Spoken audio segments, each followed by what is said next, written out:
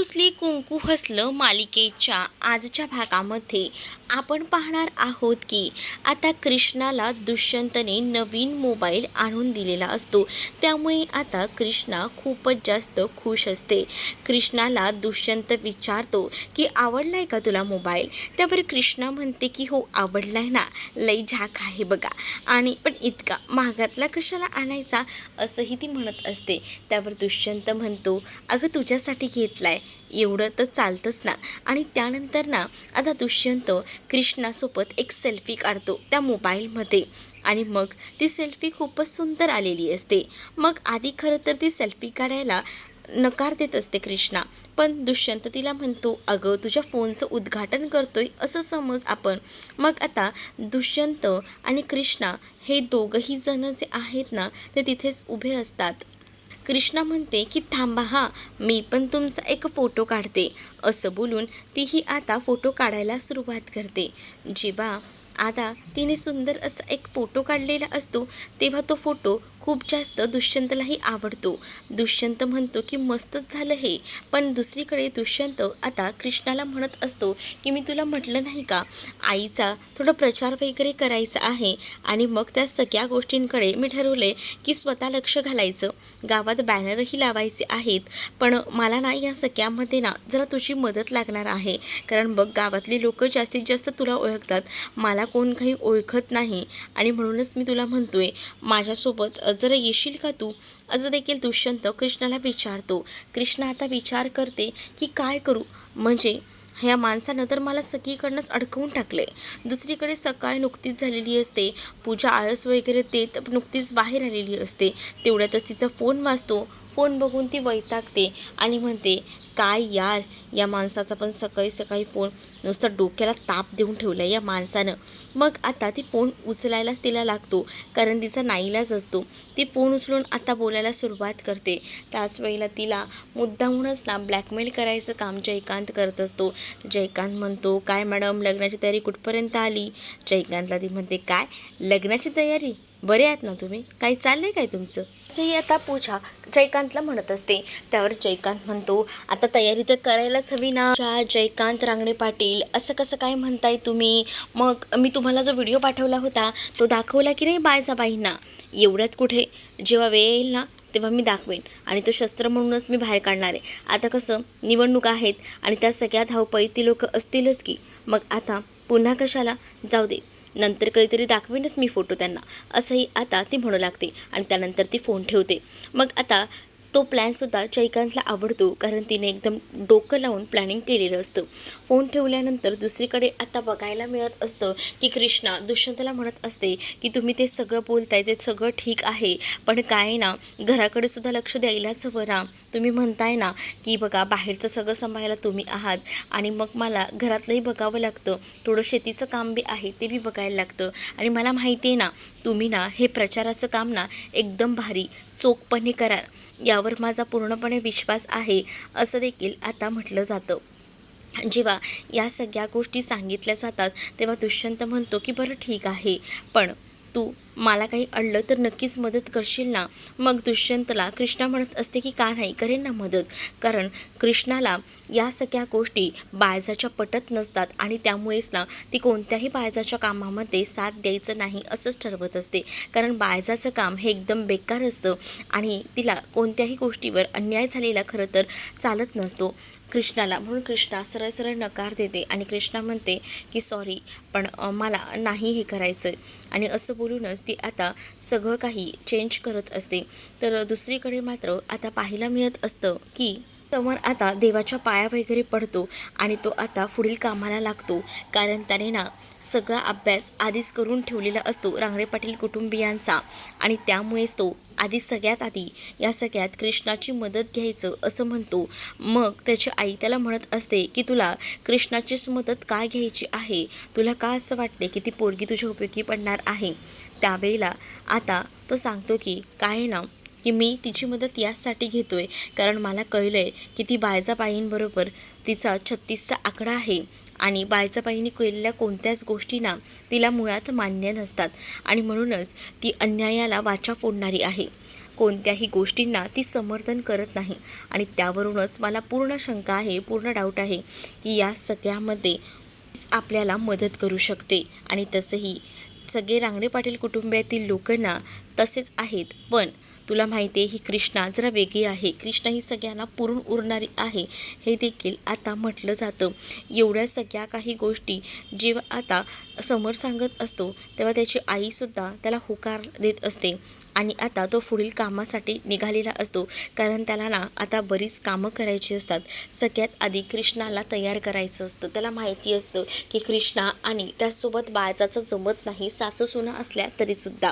मग त्या कृष्णाला जर आपण हाताशी घेतलं तर काम होऊ शकतं. शत्रूचा शत्रू तो आपला मित्र असतो आणि तोच आता हा कृष्णाच्या बाबतीत तसं करणार असतो.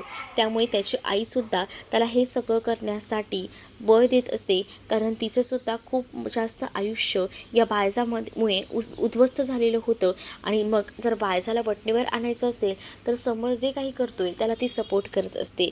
दुसरीकडे आता कृष्णा ही बाळजाच्या रूममध्ये आलेली असते आणि तिची शोधाशोध सुरू असते. तिला आता काही झालं तरीसुद्धा मोबाईल शोधायचा असतो आणि म्हणूनच ती आता ठरवते की माझा मोबाईल ना या बाळजाकडेच असणार आहे. कारण बाळजाच्याच माणसांनी माझी बॅग पळवली होती, मग मोबाईलही ह्यांच्याकडेच असू शकतो असं म्हणत ती आता सगळीकडे पूर्ण रूमची झडती घ्यायचा ठरवते. तोपर्यंत दुष्यंतने कृष्णाला हाक मारलेली असते. त्यामुळे तिला पूर्ण रूमची चांगली झडती घेता येत नाही. म्हणूनच तिला आता निघावं लागतं. ती म्हणत असते की आली दुष्यंत सरकार. नंतर तिच्या मनामध्ये विचार येतो जरा म्हणून आली होती तोपर्यंत दुष्यंतने हाक मारली. आता काय मला जावं तर लागणारच आहे. काय ते बघते नंतर. पण ना या बाळजाच्या रूममध्ये मोबाईल सापडला नाही याचा अर्थ त्यांच्या माणसाकडेच असेल का? त्या माणसाच्याच रूमवर असेल का? काय करायचं? त्या माणसाचं ना चित्र काढायला हवं, म्हणजे कसं त्याला शोधायला सुद्धा बरं पडेल ना. असाही विचार आता कृष्णा करू लागते आणि कृष्णा लगेच रूमच्या बाहेर जाते. दुसरीकडे आता पाहायला मिळत असतं की आणि त्याचसोबत बाळजाबाई बोलत असतात आणि त्यांच्या चर्चा सुरू असतात की कसं पुढे सगळं काही मॅनेज करायचं याबद्दल त्यांचं बोलणं सुरू असतं. आणि निवडणुकाही जवळ आल्यात म्हटल्यावर प्रचाराला जायचं, सगळ्यांच्या मनात जागा निर्माण करायची याचं काम आता बाळजा करणार असते. आणि त्याचसोबत दलपत भाऊजीही तिच्यासोबत येणार असतात आणि त्यांचं सगळं ते चालू असतं. तेवढ्यातच तिथे आता आलेली असते आणि कृष्णाने आता दही वगैरे आणलेलं असतं आणि ती बाळजाला ते दही हातामध्ये देते आणि म्हणत असते की हे घ्या, म्हणजे ह्याची सगळ्यात जास्त गरज तुम्हाला आहे. मग बाळजा विचारते तिला की मला एक गोष्ट सांग, मला तुझ्या बोलण्यातनं हे कळलंय की तुला मी सरपंच झालेली चालणार नाही आहे. मग आज मला तोंड वगैरे गोड करायला तू आलीस, माझ्याशी काय बोलायला एवढं आलीस असं देखील आता विचारलं जातं. तुमच्याशी बोलायला आली म्हणजे काय ना, तुम्हाला जे काही आहे ते खरं तर माहिती नसेल म्हणूनच सांगते. पण हे घ्या दही. आणि मला माहिती आहे ह्या गावाचा विकास करण्यासाठी पुन्हा तुम्ही भावी सरपंच म्हणून निवडून येणार नाही आहे आणि त्यासाठी मी काही करायला तयार आहे असं देखील इथे कृष्णाचं म्हणणं असतं. भावी सरपंच तुम्ही होणार नाही हे नेमकं वाक्य ना आता दुष्यंतने ऐकलेलं असतं. त्यामुळे दुष्यंत तिथे येतो आणि जोरजोरात कांगावा करू लागतो आणि दुष्यंत म्हणत असतो की कृष्णा हे सगळं तू काय बोलतेस, तुला तरी कळतंय का? बोलताना जरा तरी भान बाळग ना. आता दुष्यंत म्हणत असतो. त्यावर कृष्णा दुष्यंतला सांगते की मला कळतंय ना दुष्यंत सरकार, तुम्ही का चिडताय एवढं? दुष्यंत खूपच जास्त चिडत असतो आणि जेव्हा तो इतका चिडतो ना तेव्हा मात्र कृष्णा त्याच्याकडे बघत असते आणि दुष्यंतला आता राग आलेला असतो. त्या दिवशीसुद्धा आईच्या बाबतीत तू काय केलंस म्हणूनच ना कोणत्याच गोष्टी ना अशा हव्यात अशा वाटत नाही, वैताग आलाय नुसता. तू आईच्या बाबतीत असा कसा विचार करू शकतेस असं देखील आता दुष्यंत कृष्णाला बोलतच म्हणत असतो. त्यावर कृष्णा म्हणते की तुमचा काहीतरी गैरसमज होतोय. यांच्या हातावर मी दही ठेवलं आहे आणि मी हेही म्हटलेलं आहे की मला तुम्हाला भावी सरपंच होताना पाहायचं नाही. पण दुसरीकडे आता या सगळ्या गोष्टीचा इश्यू करायला इथे बाळजानं सुद्धा घेतलेला असतो आणि बाळजाही म्हणत असते बघितलंस का दुष्यंता, तुझी बायको माझ्याबद्दल काय विचार करते. मी निवडणुकीला उभी राहिलेली पण बहुतेक तिला आवडलेली नाही आहे म्हणून तर ती म्हणते ना की मी जिंकणार नाही आहे म्हणून, मी भावी सरपंच म्हणून येणार नाही आहे म्हणून, असंही तिचं म्हणणं आहे. मग आता दुष्यंतही बघत असतो आणि तेवढ्यातच तिथे अढळराव आलेले असतात आणि अढळराव आणि कृष्णाच्या आता एकदम डोळ्यांच्या इशाऱ्याने कृष्णाने बोलणं सुरू होतं. मग आता तितकीच जितकी बाळजा हुशार आहे ना, तितकीच दुष्यंतच्या समोर कृष्णाही हुशार आता बाळजाला बनून दाखवते आणि ती म्हणत असते की बाळजाबाई, तुम्ही असं काय म्हणताय, मला काय म्हणायचं आहे ते तरी पूर्ण ऐकून घ्या. तुम्ही माझं बोलणं पूर्ण ऐकलंच नाही आहे, त्याआधीच तुम्ही हे सगळं काही बोलताय, असंही आता म्हटलं जातं. मग काय बोलायचं आहे, काय सांगणार आहेस तू, ते तरी मला नीट सांग. मग आता ती म्हणत असते की बघा, तुम्ही मला म्हणताय की मी असं म्हणते की तुम्हाला भावी सरपंच म्हणून पाहायचं नाही आहे. खरं तर मला भावी सरपंचांमधून माहिती आहे की तुम्ही अशा नाही तर सरपंच म्हणूनच निवडून येणार आहे, असं मला म्हणायचं होतं. आणि त्याचसाठी तर तुमच्या हातावर मी दही दिलं.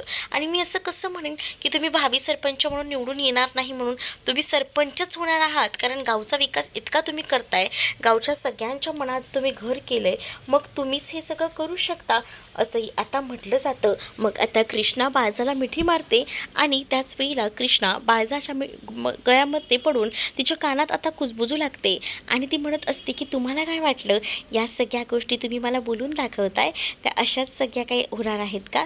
मला जसं काही करायचं आहे ना ते मी बरोबर करेन, असाही विचार ना आता इथे कृष्णा बाळजाच्या कानात कुजबुजतच बोलत असते. त्यामुळे आता कृष्णा पुन्हा एकदा दुष्यंतच्या नजरेमध्ये वर आलेली असते आणि मग दुष्यंतही कृष्णाची माफी मागतो. मीही थोडा गडबडलो, तुझं काही बोलणं नीट ऐकून घेतलं नाही आणि तुला काही बोललो, त्यासाठी खरंच ग कृष्णा सॉरी. मग कृष्णा म्हणते की अहो राहू दे की. त्यानंतर आता इकडे बाळजा आणि कृष्णा बोलत असतात. त्याच वेळेला कृष्णाच्या हातावर दही ठेवायचं काम बाळजा करत असते आणि त्याच वेळेला त्या दोघींचंही बोलणं आता होत असतं. तर आता कृष्णा ही बाळजाला सांगत असते की जा करा कामं, प्रचाराला जा, कारण मला माहिती आहे ना तुम्ही कशा हरणार आहात ते. दुसरीकडे आता पाहायला मिळत असतं जयकांतने पूजाचा फोटो हातात घेतलेला असतो आणि त्या फोटोकडे बघूनच तो बोलत असतो, कसल्या कमालीच्या दिसताय हो तुम्ही आणि तुम्ही लवकरच माझ्या होणार आहात. काय बोलू आता, कधी एकदा लग्न करून येताय ना माझ्यासोबत राहिला, असं मला झालेलं आहे, असं देखील जयकांत बोलत असतो. तेवढ्यातच तिकडे आता मैनावती आणि दलपत आलेली असतात.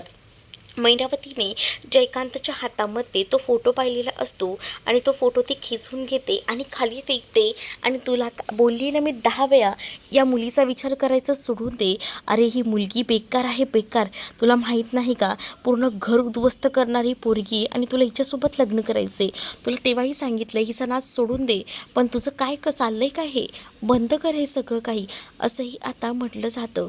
जेव्हा या सगळ्या गोष्टी बोलल्या जातात ना तेव्हा एकांत म्हणत असतो की तुम्हासनी कळत नाही आहे का, माझं लई प्रेम आहे तिच्यावर आणि तिला मिळवण्यासाठी ना मी काहीही करेन. आणि तुम्हाला माहिती का, उलट मी हिच्याशी लग्न करणं आपलं फायद्याचं ठरणार आहे.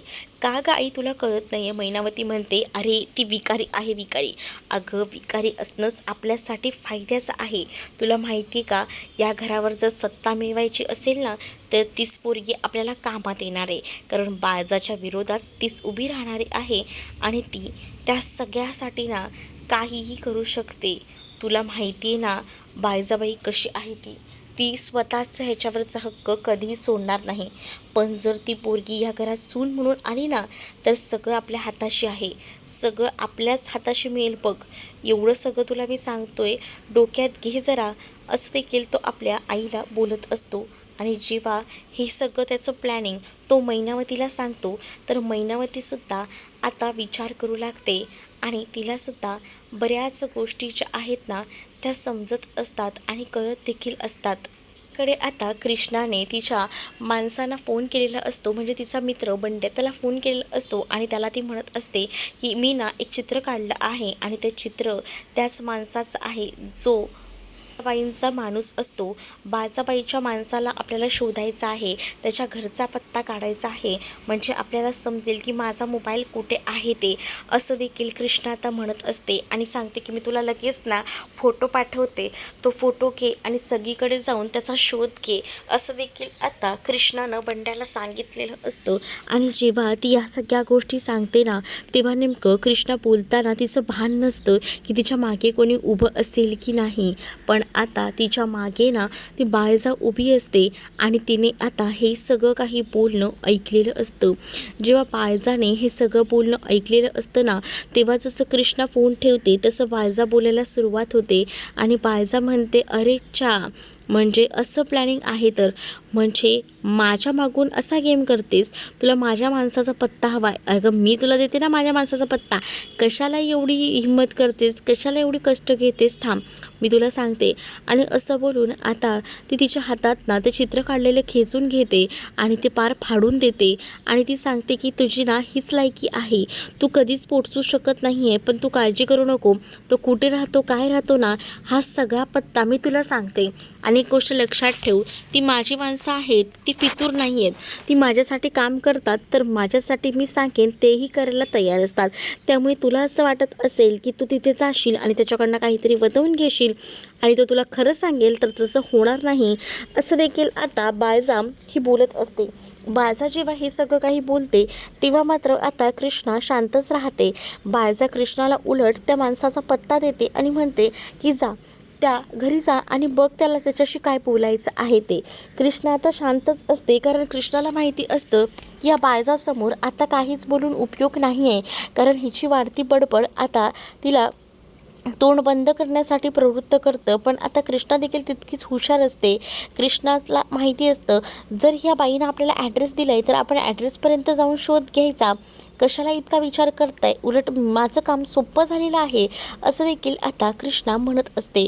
तर बायजा म्हणत असते की तू ना माझ्यासोबत कोणतीही डील करायला जाऊ नकोस, तुला महागात पडेल, तुला काहीच जमणार नाही आहे, कारण आहे ना मी जे काही करू शकते ना त्याचा विचारही तू करू शकत नाही. मग कृष्णा म्हणते, तुमचा एखादा जरी फुटला ना फितूर, तर लक्षात ठेवा तुमचं काय होईल ते. आता फक्त 12 दिवस राहिलेत, या 12 दिवसातसुद्धा दुनिया इकडची तिकडे होऊ शकते. जरी तो मोबाईलमधला व्हिडिओ सापडला नाही ना, तरीसुद्धा मला ज्या गोष्टी हव्या आहेत त्या गोष्टी मिळवण्यासाठी मी कोणत्याही थराला जायला तयार आहे, असं देखील कृष्णा ही बोलत असते. कृष्णा जेव्हा हे सगळं काही बोलते तेव्हा मात्र बायजा तिचं बोलणं शांतपणे ऐकत राहते, कारण आता दुसरा पर्यायच कोणता उरलेला नसतो बायजाला कृष्णाचं ऐकल्याशिवाय. कृष्णा आता तिला 12 दिवसाचं चॅलेंज देते, कारण पहिल्यांदा तिने 15 दिवस सांगितले होते, पण त्यातले 3 दिवस उलटलेले असतात आणि 12 दिवस अजूनही माझ्याकडे शिल्लक आहे. त्या 12 दिवसात बघा मी काय काय करून दाखवते ते, असं देखील तिनं आता म्हटलेलं असतं. जेव्हा ती ह्या सगळ्या गोष्टी बोलते तेव्हा मात्र बायजा शांतच राहते. तर पुढील भागामध्ये आपल्याला पाहायला मिळतं की तो जो मुलगा आहे समर, त्यानं आता ठरवलेलं असतं आणि म्हणूनच ना त्याने आता कृष्णाची मदत घ्यायचं प्लॅनिंग केलेलं असतं. तो गावामध्ये येतो आणि एक माणूस त्याला तो त्रास देत असतो, त्याला म्हणत असतो की तुला काय वाटलं की तुला असंच गावामध्ये आम्ही राहायला देऊ का, एकतर सवतीच्या पोराला घरात ठेवलंय आणि स्वतःच्या पोटच्या पोराला घराबाहेर काढतोय, असं बोलून त्याची आता त्याने कॉलर धरलेली असते. तेवढ्याच कृष्णा तिथे येते, अन्यायाविरुद्ध उभं राहायला आलेली असते आणि बऱ्या बोलाने चांगल्या भाषेत सांग तसाही ऐकेल, ही कोणती जबरदस्ती आहे, असं बोलून त्याच्यावर आवाज चढवू लागते. त्यावर तो कृष्णाला म्हणत असतो की सॉरी पण माफ करा, आणि त्याच वेळेला तो तिच्यासमोर हात पुढे करतो. पण कृष्ण त्याला सांगते की आपली ज्याच्यासोबत ओळख नाही ना त्याच्यासोबत आपण हात मिळवणे करत नाही, आणि असं बोलून ती निघून जाते. त्याच वेळेला आता तिथे फोटो लावलेला असतो बायजाचा, तो फोटो तो हातात घेतो आणि आता या बाईचा जर हिशोब चुकता करायचा असेल ना तर हीच बाई कामात येऊ शकते, शेवटी घरचं नातं आहे, असं देखील तो जाता जाता कृष्णाला म्हणू लागतो. आता कृष्ण या सगळ्याच्या मुळाशी जाईल का, कसं सगळं सत्य शोधून काढेल, हे येणाऱ्या भागामध्येच आपल्याला पाहायला मिळणार आहे. तुम्ही जर आपल्या चॅनलवर नवीन असाल तर आपल्या चॅनलला सबस्क्राईब नक्कीच करा. चला तर मग भेटूया पुढच्या भागामध्ये, तोपर्यंत टाटा बाय.